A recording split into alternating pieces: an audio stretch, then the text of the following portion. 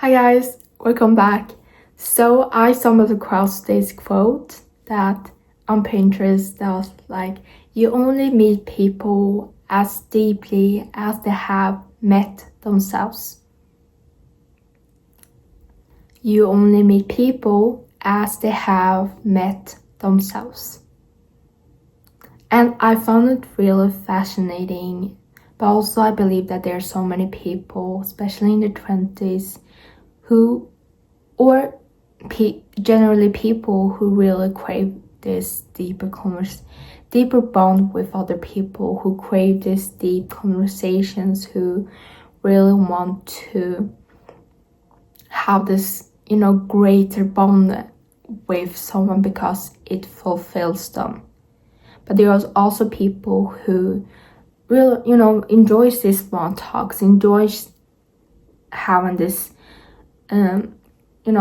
small conversations with people, like really light conversations, like the outer shell of an onion, like they're content with that. So I found that really fascinating, but also I stumbled across this article that said that people who has a real high emotional intelligence, they really crave this strong bond with other people. So when they try to, meet other people who doesn't really want to talk about this stuff, they feel like the people who has a real high emotional intelligence, that they somehow shrink themselves, or they rather be alone than being with someone who doesn't really understand them. So I've really found it really interesting, but also I realized something actually. So I had this physics lesson recently with a teacher, and we had a physics lesson, and it was our it wasn't our first, I think it was our second lesson, and he really started talking about not only physics but about in general the life. So what he said was, do you know which book that are the solved the most, and the best-selling book, do you know which book it is? What kind of book is that? Do you know that, guys?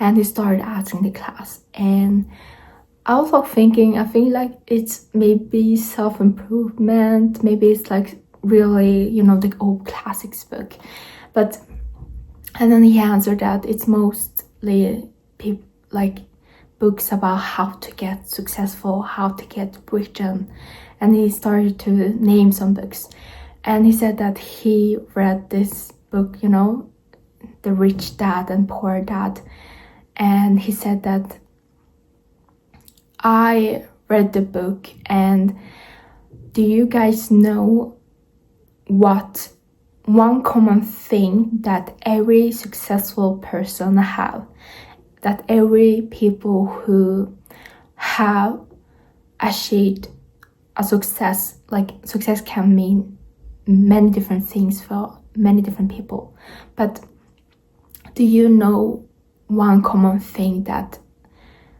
everyone that has achieved something greatness in their life?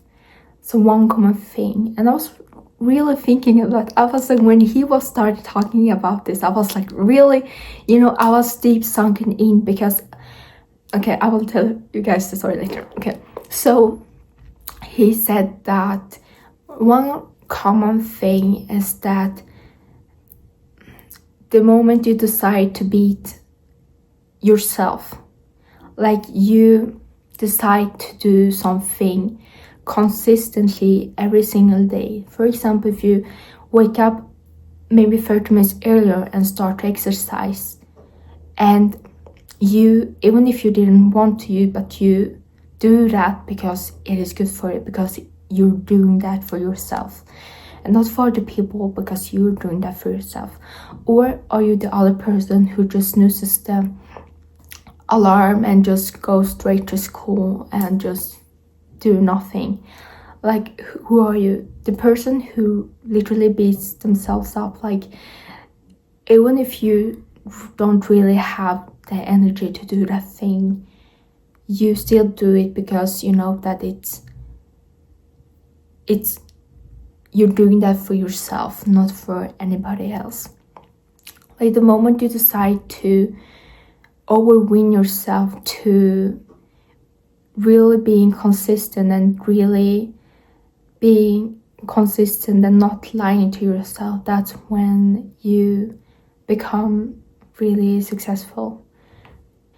And he said more stuff and so many other stuffs too, and I just felt like, and he also teach us how to really learn stuff, how he somehow went to this really a bad school who had maybe not a bad reputation, but it wasn't really high ranked school, but he was in math competitions with other students who was from these private schools who were really smart, who had his best teachers, and they had all these resources, but he only studied and got help from this professor and was in library in like 1 month, like from the morning, or I think it was 7 to 11 o'clock in the midnight. Like, he was studying this whole 1 month to after like being in this competition and win over these students who went to this private school and had this all resources. So he was like really telling us about like how important it is to, all the small repetitions, how important it is to do able to do that, and the grit you have to have. So when they're like literally just a few times that I really felt that when professors having a lecture that I have been like really totally mesmerized. Like, I feel like it's like magic that really I can't really move because I just freeze, because I just found that really fascinating when they talk about, because there's like really few times that people really, that I found myself like totally like frozen, like listening to them, and after lesson I had this conversation with a friend that I asked, but what did you think about this subject? Because I really like to talk about all this stuff, because I never had a teacher to really talk about these kind of things. And I had one, but he talked about different subject though, but I felt like I wanted to talk about more about this lesson because I really was really captivated by it. But afterwards, he the person, my friend though, he just said that, I didn't like the lesson at all. I hate physics and all that stuff. But he didn't really get the idea that he was also talking about really important stuff. Like, I don't know. So I feel like they also goes in like in friendships. So for example, by this quote, I really mean that it's okay to, not being understood or not being heard or seen by other people because they haven't met themselves. There are like so many times we as human beings, I know that it is really essential for us to have these deep connections with other people, to have able to have someone, but most of the times I feel like we really want to be seen and all that stuff, but we also have to realize that, okay, some people will not understand that. We have to be okay with that. Some people will not see us or perceive us the way we want us to be perceived, and we have to be okay with that. So we just have to let them, because they are on their own process. Like, they will evolve and they will become better. They will evolve.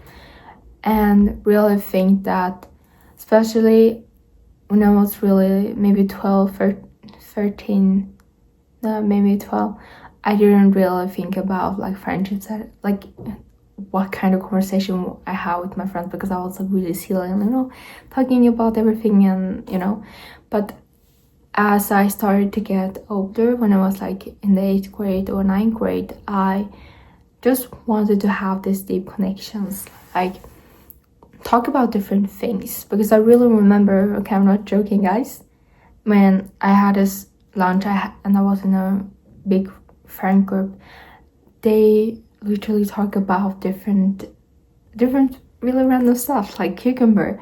Like, they could really talk about cucumber for like 10 minutes, and like Harry Potter and what house they were in. And during that time, I never seen or never like read these Harry Potter books.